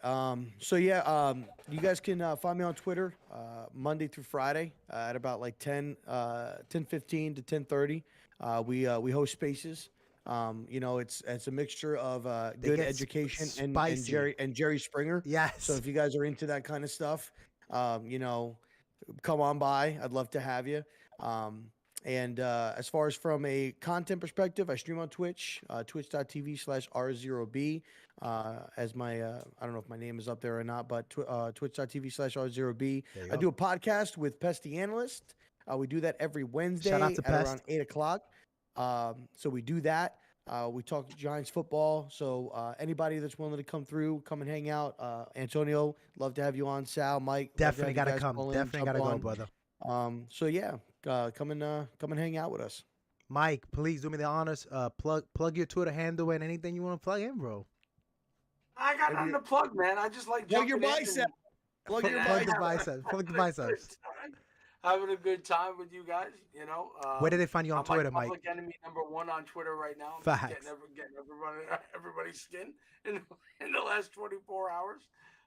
Rob knows what that's like. I've gotten under his skin before too, so I'll wear on you after a bit.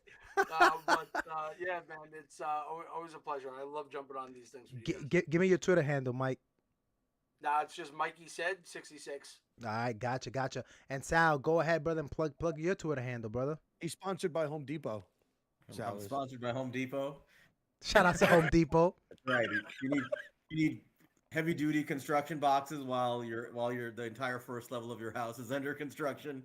That's where you go. No, I'm you can find me at Queens_guy. That's it on Twitter. And obviously I'll see you guys on Spaces and on Twitter, chopping it up with you guys. Big shout out to everybody who came through in the chat. I appreciate y'all, man. We had a lot of people here, and I hope I'm gonna be clipping stuff and I'm gonna be posting on Twitter. It was pretty dope episode. I want to thank everybody all you three gentlemen that was here. And big shout out to Manny who's on the chat with us. My Agenda 58. He's one of the other co-hosts. Couldn't be with us tonight, but I'm BT Giants. I am Twitter Breaking Tackles Podcast BT Giants, and thank you so much everybody for being here. My prediction. I already give my prediction. Doesn't even matter, guys. Have a good one. Thank you so much everybody coming through. Peace. And